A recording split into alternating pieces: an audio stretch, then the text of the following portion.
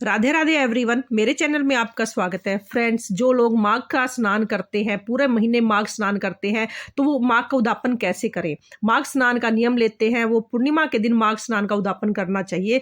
तो पूर्णिमा के दिन हमें सबसे पहले ये उद्यापन किया जाता है, तो इसके लिए हमें कुछ सामान की जरूरत होती है जो हमें पंडित पंडिताइन को देनी है, और ये वो सारी सामग्री है जो मैं पंडित पंडिताइन को दूंगी। तो फ्रेंड्स, पूर्णिमा के दिन हमें सारा काम पूजा पाठ करने के बाद हमें ये सामान पंडिताइन को देना है।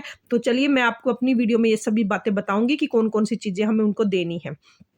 तो ये टोटल सामग्री है जो हमें अपनी पूजा में उद्यापन करने के बाद देनी है। फ्रेंड्स, सामग्री को आप कम या ज़्यादा अपनी श्रद्धा यथा शक्ति के अनुसार आप ले सकते हैं। इसमें कोई ये नहीं है कि जो दान है वो यथासंभव दिया जाता है, तो दान आप अपनी इच्छा से और अपनी क्षमता के अनुसार दें। तो फ्रेंड्स, ये वो सामग्री है जो मैंने पंडित पंडिताइन के लिए रखी है, और मैं इनको पूर्णिमा के दिन कथा सुनने के बाद, पंडित पंडिताइन को घर पर भोजन कराने के बाद मैं उनको ये सारा सामान दूंगी। तो ये सामान जब हम उनको देते हैं तो ये हमारी पूजा और खाना खिलाने के बाद दिया जाता है।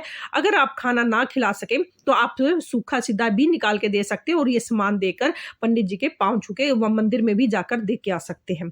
आप सामान को कम या ज्यादा कर सकते हैं। तो चलिए सबसे पहले मैं आपको बताऊंगी कि हमें पंडित जी को कौन कौन सी चीजें देनी है, मैं पंडित जी को क्या दे रही हूँ। तो मैंने जी ये सामान जो निकाला है, ये पंडित जी के लिए निकाला है। इसमें मैंने 5 कपड़े लिए हैं।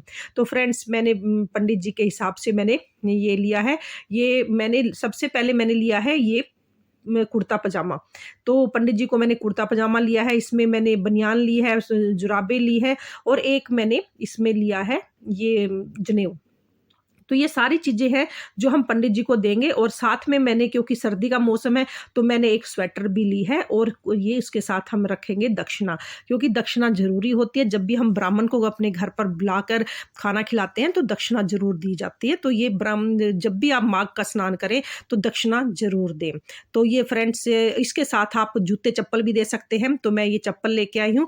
तो अगर आपकी सामर्थ्य है ये इतना सामान देने की तो आप दे, इससे ज्यादा भी दे सकते हैं। और अगर आप चाहो तो केवल एक पैंट कमीज का जोड़ा भी दे सकते हैं, या कुर्ते पजामे का जोड़ा दे सकते हैं, धोती कुर्ता दे सकते हैं। तो इसके लिए कोई ऐसा नियम नहीं है कि आपको 5 ही कपड़े देने हैं। आप कुर्ता पजामा भी दे सकते हैं और धोती कुर्ता भी दे सकते हैं। तो फ्रेंड्स, ये चीजें हैं जो हम पंडित जी को देंगे। तो अब हम देखते हैं कि हमें पंडितानी को क्या देना है।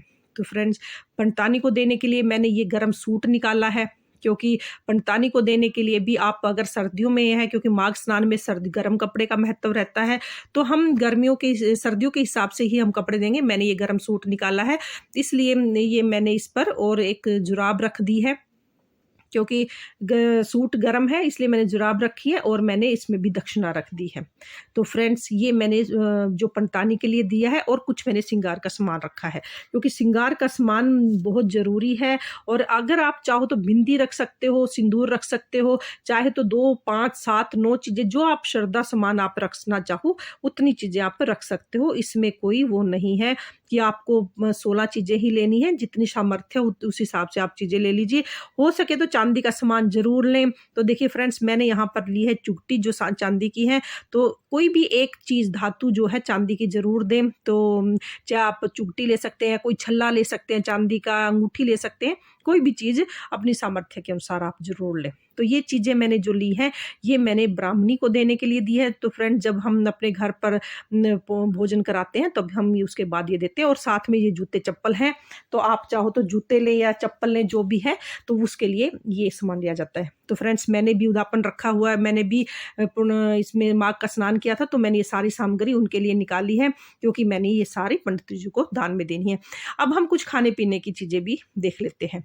तो फ्रेंड, जैसे कि अगर आप घर पर ही खिला रहे हैं तो आपको मिठाई एक्स्ट्रा देने की आवश्यकता नहीं है। आप गुड़ दें, तिल दें और रेवड़ियां दें, क्योंकि इसका बड़ा माघ स्नान में बड़ा महत्व माना जाता है।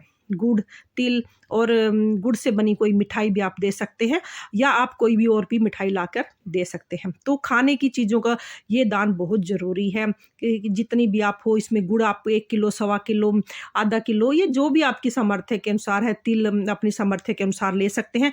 कम ज़्यादा आप अपनी इच्छा से इसमें कर सकते हैं।